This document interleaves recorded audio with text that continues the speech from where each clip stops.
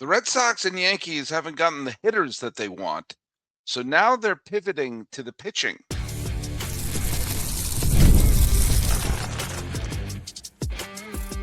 You are Locked On MLB, your daily MLB podcast, part of the Locked On Podcast Network, your team every day. Hello, baseball fans. Welcome to Locked On MLB, part of the Locked On Podcast Network, where it's your team every day. This is the daily podcast. We talk about all of Major League Baseball, and I'm your host, Paul Francis Sullivan. Please call me Sully. Follow us at Locked On MLB Pods on Twitter, or whatever it's called these days, or on Instagram. I'm your pal Sully. I'm at Sully Baseball Podcast on Instagram, but the best way to get a hold of us is right here on the YouTube channel. And thanks so much for making us the #1 sports podcasting network. Today's episode is brought to you by our good friends over at FanDuel, and the NFL playoffs are marching on. FanDuel is officially in playoff mode, so visit FanDuel, an official sportsbook partner of the NFL, and grab your Profit Boost Pack every NFL playoff game day.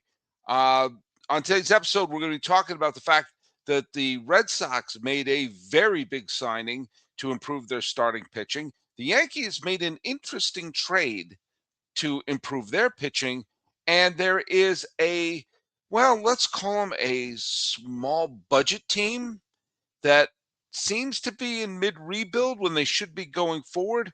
Hopefully, they are not taking the rest of the off-season off. And I think you know who I'm talking about. If you don't know, I'm talking about the Miami Marlins, who, are making a couple of interesting trades, but I don't think they should be throwing in the towel just yet. Before we get going on the show, let's talk a little bit about the trivia question, shall we? The trivia question I did during the roundtable we had yesterday for the Diamondbacks and for the St. Louis Cardinals after the Arenado trade. The trivia question was, what former St. Louis Cardinal was credited with the first postseason victory in Arizona Diamondbacks history? And I got more than one person who guessed this one. That Sammy Boysmith, a savant, said Alan Bennis. A lot of people guessed Alan Bennis and Andy Bennis. I threw out Alan Bennis because that was the only Alan Bennis we had out there. There was a bunch of people who guessed Andy Bennis, who was indeed a former Cardinal and former Mariner and former Arizona Diamondback, but not the correct answer. GRT Hughes, who is indeed an everyday Sully, said Todd Stottlemyre in the 1999 Division Series. That is the correct answer. All right, let's get on to the big news. I've been taking the Red Sox to task pretty much since June after the Rafael Devers trade, which was a salary dump that they had with the San Francisco Giants. But, the people who said it was the right thing to do because he was bad in the clubhouse. He had a 900 OPS, but apparently was bad in the clubhouse. But they got Alex Bregman, who was glue in the clubhouse. And by dumping all that money, they could save that money and sign Alex Bregman. Instead, they played hardball with Alex Bregman. He signed with the Cubs. And now, in the matter of a little more than a year, they went from having Devers and Bregman to having neither. Good job. Well, I trashed them for that and said, you better start spending some freaking money. They did make interesting deals for Contreras and for Sonny Gray, but you have a gigantic hole in your lineup, which could be filled by some of the young studs they have coming up to their farm system and some who, played very well, thank you very much, on the major league level. But today they made a very interesting signing. And they added left-hander Ranger Suarez to a 5-year deal. Scott Boras' client. Scott Boras does his job. 5-year deal for the left-hander to join the Red Sox rotation. Now, Suarez had he had a good year last year. He had a good year, pitched to a 320 earned run average, over 157 in the third innings, which these days makes you a workhorse. He was an all-star in 2024. And has been a pretty good pitcher the last bunch of years for the Philadelphia Phillies. He is 30 years old, and if you take a look at how he's pitched in the postseason, in 11 games, including 8 starts and 5 2/3 scoreless innings in the 2022 World Series. He has pitched to a 1.14 ERA over his 42 2/3 postseason innings. He has himself a save in the NLCS, and he's pitched very well. He pitched well out of the bullpen last year in the series against the Dodgers. Pitched 5 innings out of the bullpen. It was an opener situation. He pitched well in the division series against the Mets, but didn't go far enough. Pitched very well in the NLCS against the D-backs. We struck out 13 batters in 10 innings, and was great. In almost just about every round he has pitched well in the postseason. So he's someone who doesn't shy from the postseason, and he's a big loss to the Philadelphia Phillies, who they better fill that hole pretty quickly. But that's a whole different podcast. This is his 9th year in the major leagues. As I said, has been an all-star. Strikes out, has a good strikeout to walk ratio. But here's the deal: he's a good pitcher who doesn't have to be the ace. Crochet is the ace, and the fact that they have acquired Suarez and Sonny Gray and Oviedo. And Oviedo is a project. I mean, he's obviously had a lot of injuries and everything, but if he pitches okay, you're asking him to be the number 4 starter. Yohan Oviedo, who, last year only pitched about, 9 games with the Pirates after missing all of 2024. But hopefully he's back in, full strength. He's going to be 28 years old, and you're asking him to be the number 4 starter. And the Red Sox have traded away some pitching, especially the most notable being Hunter Dobbins being traded when they got Wilson Contreras. But, here's the deal. The Red Sox, I'll trash them when I feel they're doing badly. I got to give them a little credit here. If you're going to pivot like this, I do believe that if you are throwing a quality major league pitcher every day, you're going to win more games than not. Now, hopefully, the Marcelo Myers and everyone are going to play well and play to their ability, and they also and hopefully for the Red Sox sake, Roman Anthony will show that he's the type of player that he is. Hopefully, Wilyer Abreu will continue to be a power-hitting, Gold Glove right fielder. They have a bunch of outfielders, so maybe they could, deal with Jared Duran to give them. They do need one more big honking bat. And as a native New Englander growing up as a Red Sox fan, I wanted Alonso, and I absolutely wanted to keep Bregman. I wanted to keep Bregman and add a slugger. Well, they brought in Contreras, who should do the job. They got to make sure they do need to pick up another infielder. But going in to 2026 with a really good starting rotation, and while I'm not the biggest fan of Aroldis Chapman as a human being, he's served his suspension, moving on. And he had a remarkable season for the Red Sox last year. Do I think he's going to match that? Absolutely not. Absolutely not. But if he remains good, and the Whitlocks of the world or some other combination of pitchers can pitch well in the bullpen, then the Red Sox are going to have very good starting pitching. Are they going to be better than Toronto? No. Are they going to be better than the New York Yankees? Probably not. But they will be good enough to pitch themselves back into the postseason. And as long as you're going into the postseason and you're developing a base with the likes of Christian Campbell, with the likes of, if they decide to keep Duran or keep Wilyer Abreu or keep, obviously having Roman Anthony, obviously having Marcelo Meyer, obviously having, the quality players are developing there, then this could be a core of players who become all-stars, who lead the team to the promised land, who the nanosecond they decide to ask for more money, they will trade in bizarre salary dumps like they did with Mookie Betts and Rafael Devers. But that crew managed to win a title, and so what they have to do is have this crew win a title before they unceremoniously dump them, because that's the Red Sox way. But in order to get there, they're going to have to put on a winner. And every time they put on a big winner over the last bunch of years, they've made a big move to get the big honking pitcher in the middle of it. Whether it's been Pedro, whether it's been Kurt Schilling, whether it's been Josh Beckett. The 2013 team basically developed their ace with Lester and then Chris Sale the last time. So they acquired Crochet and bringing in Gray and bringing in Suarez. Do you know what? That's a solid move. If you're going to pivot, pivot. If you're going to spend money, then do you know what? Spend that money. Now, the New York Yankees also made an interesting move, and that was one that may not have been as sexy, but I also think it's a move that shows that they're maybe doing the right thing here. It's certainly a move that is worth taking a look at. Hey, I'm not a huge NFL guy. I'm the first to admit it.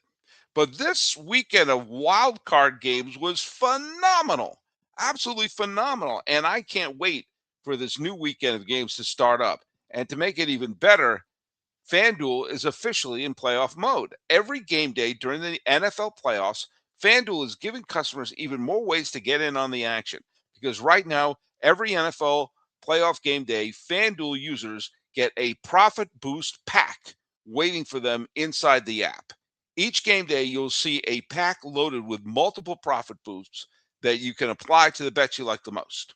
So you open up the profit boost pack first thing on game day and see what boosts you want to apply.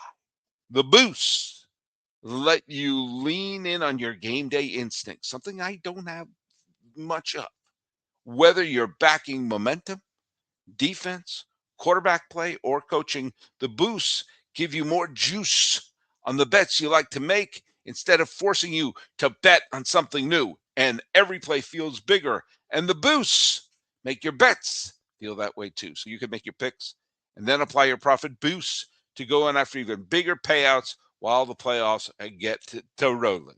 So visit the FanDuel, an official sportsbook partner of the NFL, and grab your profit boost pack every NFL playoff game day.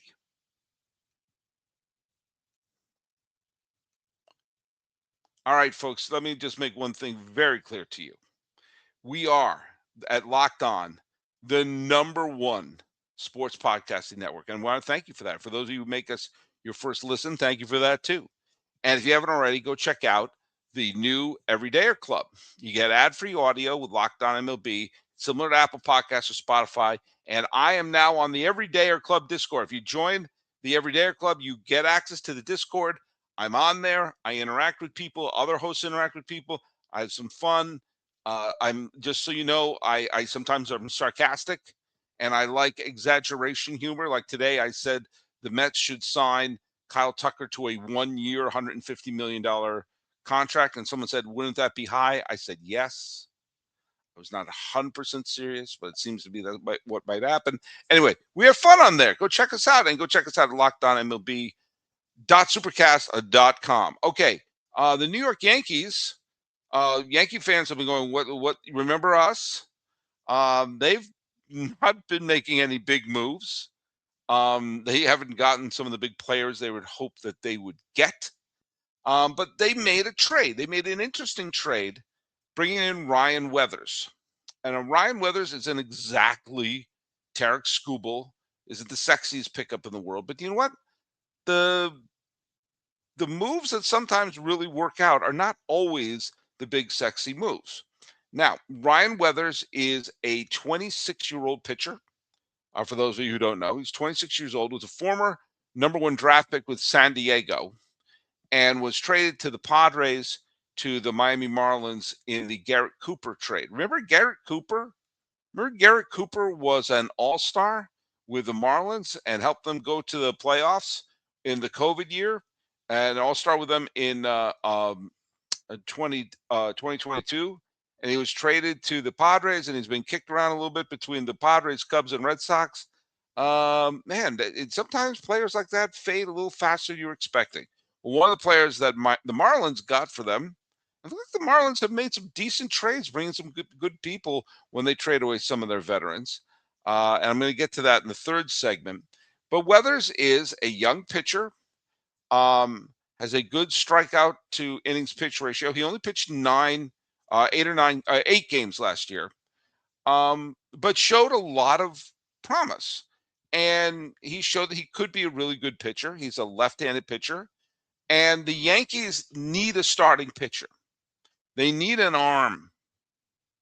And if Rodon and Cole come back and are healthy going into going into basically the halfway mark of the season, someone like Ryan Weathers might be expendable, or he may turn out to be a really good pitcher.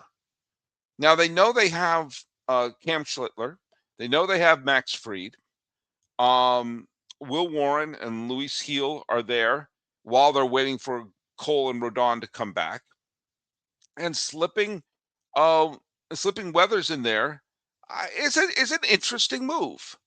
And it didn't cost them one of their top prospects. It didn't cost them anyone who's really going to be on the team going into in the team's plans going into the 2026 season.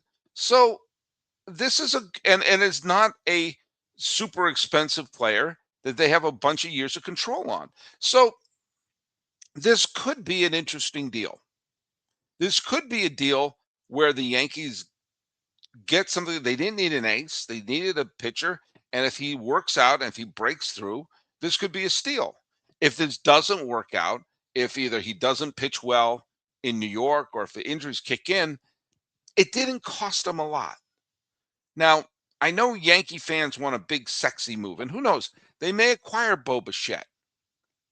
Or they may acquire, they may re-sign Bellinger, which it sounds like they're not going to, which is weird because Bellinger clearly fits with the Yankees and the Yankees clearly fit with Bellinger, and the Yankees are a very wealthy team. So it's very strange that this was not a fait accompli. And if he goes back to the Dodgers, there will be Yankee fans with no irony who will say it's not fair that the big market Dodgers steal all the players. That if he signs with the Dodgers, you will see Yankee fans complaining about the Dodgers signing all the big players. I just brace yourself. Brace yourself. The winter's coming. What's that Game of Thrones meme? I don't ever really watched the show. It's like a rated R Lord of the Rings. But yeah, we'll see what happens. But this is one of those moves that you can't really argue against. It was a very low risk, possibly super high reward. Now, I do want to talk in the final segment about the Marlins because, well, the Marlins, I think, should be adding to the team. They're a team that nearly finished 500. I do have to acknowledge something, though. Those of you who look at the pictures and things like that I have in the back, before this show, I have an Expos pennant right here. I have a Montreal Expos pennant hanging up there, and it fell. It fell just before I started recording. I don't know what the symbolism of that is. Please watch the Netflix special, Who Killed the Montreal Expos. It's a wonderful documentary. I have nothing to do with it. I get no kickback from it. I just think if you're watching this show and can appreciate that I'm holding up a Montreal Expos banner here in the Locked On MLB studios here in Pasadena, California, overlooking the historic Rose Bowl, I think you would appreciate that documentary. Who killed the Expos? Well, the owner of the Expos soon became the owner of the Marlins. And the Marlins are going to be the team that we're going to be talking about in the final segment. And how do you like that for a segue?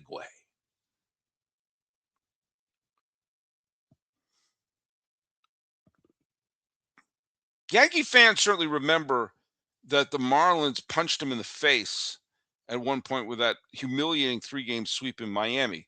But other people might remember that the Marlins were actually, the second half of last year, a pretty dang good team. The Marlins were toying and tiptoeing around 500 towards the end of the year. And they wound up finishing, they had a bad August. If they were just 500 in August, they would have a real good shot at finishing above 500 for the regular season. They got to 77 and 80. If they ran the table, they would have finished above 500. They finished 79 and 83 for their for their final for their final record, the final reckoning. But after the 11th day on June 11th, they were truly dreadful. They were 25 and 41 and just falling apart, looking terrible, and were thankful that their brothers in expansion, the Colorado Rockies, were as bad as they were. But after that date, they went 54 and 42 the rest of the way, and were an exciting young team. And I made the case that they should be trying to add to this team, and especially if you see the Phillies take a step back, which they might. Their rotation just got weakened. I thought they should be adding. They definitely need a bat. They need a big old bat. And I said they had a bunch of starting pitchers on the team, including Edward Cabrera, and they should keep their starting pitching together and go for a playoff spot. Well, they traded Edward Cabrera and Ryan Weathers for 7 minor leaguers. They're 2 for 7, which would be, I think, a great move if the Marlins were like a 100-loss team and wanting to flood their farm system with a lot of players. That's not where they should be right now. They traded Edward Cabrera and Ryan Weathers. Okay. Cabrera was traded to Chicago Cubs. Ryan Weathers sent packing to the Yankees. Now, who did they get from? They got one elite prospect. Owen Casey is the top prospect on the Chicago Cubs, 23-year-old power hitting outfielder. And he could, if he is major league ready, then they will have his entire prime under his control and plop him in. And he could very well be one of the sluggers that they need. And if that's the case, then that would justify the Cabrera trade without them trading Yuri Perez, without them trading Sandy Alcantara. Now, everyone else that they got, Dylan Jesso from the and Brendan Jones were 2 double-A players they got for the Yankees. One's an infielder, one's an outfielder. Neither elite prospects, but they got to double-A. And anyone who gets to double-A is on the way to something. The other players they got were all in single-A. High single-A for Christian Hernandez, Dylan Lewis, and Juan Mateus, who are 2 of them are infielders, one of them is an outfielder. And they also got an 18-year-old rookie leaguer, Edgardo De Leon. Okay, so that's 1 elite prospect and 6 minor leaguers. Okay, spread them out through the farm system. Great. I think the Marlins need to do something. They need to add something to this payroll.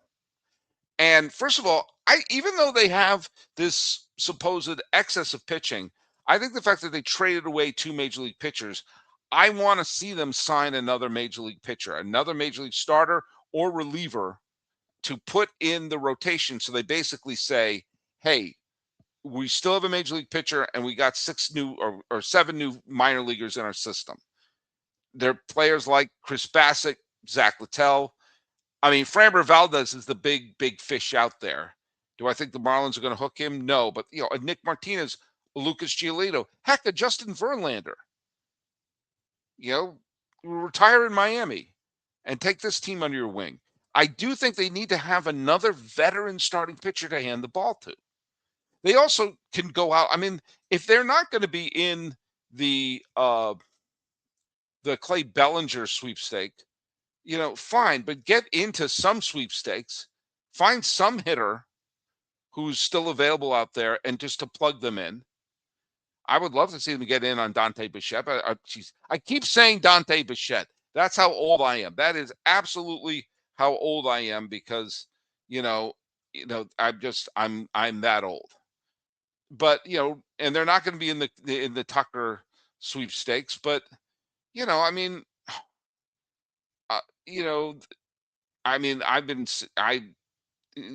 why not Will Castro? Get someone in it. Suarez is still available if I'm not mistaken. And, or, I mean, somebody, Harrison Bader is still available. Not that he's a superstar, but, he is a major leaguer. The Marlins right now are projected to have the lowest payroll in Major League Baseball, the lowest. So they can afford to get to the fifth lowest, and putting a few major league bats in there could be the difference between a 500 team or not. They're at the bottom. Now, if you're a team that is in full rebuild, like the Colorado Rockies, like the West Sacramento A's, who, by the way, are actually better than a rebuild right now. The Chicago White Sox are still in the middle of a rebuild. The Cardinals are in the middle of a rebuild. If you're a team like that and you're near the bottom of the payroll, I get it, because you're going to be playing a lot of minor leaguers. You're going to be playing a lot of young people to see what you got. This is a team that's close to 500. I'm not asking them to spend with the Blue Jays. Isn't it amazing that we're now putting them the same way we used to talk about the Red Sox and Yankees? I'm not asking them to spend like the Mets. Well, the Mets aren't spending anything. I'm not asking them to spend like the Yankees. Well, they're not really doing spending now. Hell, the Dodgers. Not asking you to spend like the Dodgers. But you know what? Spend like the Diamondbacks. Spend like the Twins. See if you can get from 30 to 23. And that could be the difference between winning baseball or not. And if you have a window of opportunity, the key for teams that are lower budget teams is when you have those windows of opportunity, you have to jump through the window at that point. You have to take advantage of that point. Otherwise, why the hell do you own a team? Why are you even in this business? And I've made this point before. How is Miami a super glamorous spot for an athlete to land in every sport but baseball? If you're in basketball, if you're in other sports, you want to go to Miami. Miami's a glamorous city. People like to go to Miami. It's great weather, it's sexy, it's glamorous, except in baseball, where it's Erie, Pennsylvania, evidently. And Miami can be a good baseball market. There are baseball fans there. There are people transplanting from the Northeast that's a big baseball region. There are people from Cuba, which is a big baseball region. There's people from the Caribbean, who are big baseball regions. Make them love the team there. They've been there long enough. They've been there since 93. And that's a while now. Just if they raise the payroll right now, I mean, if they raise it to just to 100 million, which would be adding 30 million to the payroll, which would still put them in the bottom 5 of payrolls in Major League Baseball, have a mediocre payroll. And if a player has a draft pick attached to him, don't worry about it. You just brought in 6 new minor leaguers. Yes, I know we're supposed to cling to these draft picks like a koala hanging on a tree, but when you've just added 6 new minor leaguers, is it really not worth improving your team for what, a 4th round draft pick at this point? Come on, Marlins. Look it. I just want to see him add 2 major league hitters. That's all I want. 2 major league hitters. And they will have a decent chance to succeed. Harrison Bader, 1. Suarez, 2. Boom. Look at that. Add those 2 and bring in 1 major league pitcher. Doesn't have to be a superstar. A Lucas Giolito. Giolito, Suarez, Bader. I'm not saying you're going to get Tucker. I'm not saying you're going to get Bellinger. You signed those 3 players. I give this team a puncher's chance to finish at 500 or maybe above. And if that's the case, you have a real puncher's chance for being at least a shot at a wild card team. Why do you own a baseball team if you don't want to take advantage of the window of opportunity? I don't understand it. And you know what? In this day and age where we have crazy billionaires creating tech companies and wanting to have all sorts of doing all sorts of things to the, our lives and everything like that, we need to recruit them and say, hey, quit destroying the planet and run a team. And you get to do all your James Bonds and villain stuff there, but you get to have fun doing it, and people will like you for it. People want an owner who's a crazy lunatic spending money. Come on, Manfred, get one of them to buy the Marlins if the current ownership doesn't want to just raise the team to mediocrity. Thanks for tuning into Locked On B. This week, if I'm really if we haven't, we'll do another show this week if there is a signing to happen. There's got to be some signings happening soon because we're now in mid-January and the World Baseball Classic is coming before you know it. Make sure you subscribe and follow Locked On B till you get to all of the latest episode, and follow us at Locked On MLB Pods on Twitter or whatever they call it these days. And also follow me. I'm your pal Sully. I'm at Sully Baseball Podcast on Instagram. And if you never miss an episode, the Everydayer Club is built for you. Get Locked On MLB for free, plus members only Discord access. I'm on there a bunch these days. I'm having a lot of fun. Here's where you got to go. You got to go to lockedonmlb.supercast.com. Join the club.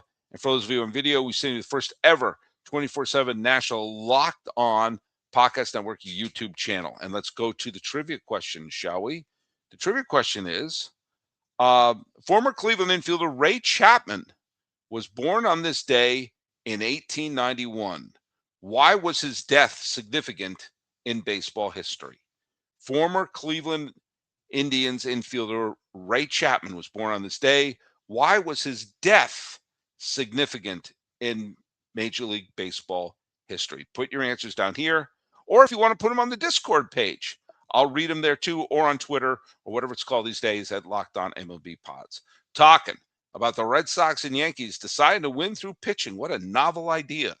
And pleading for the Marlins to, I don't know, have a mediocre payroll and give it a shot. This has been Locked On MLB. I am your host, Paul Francis Sullivan. Please call me Sully.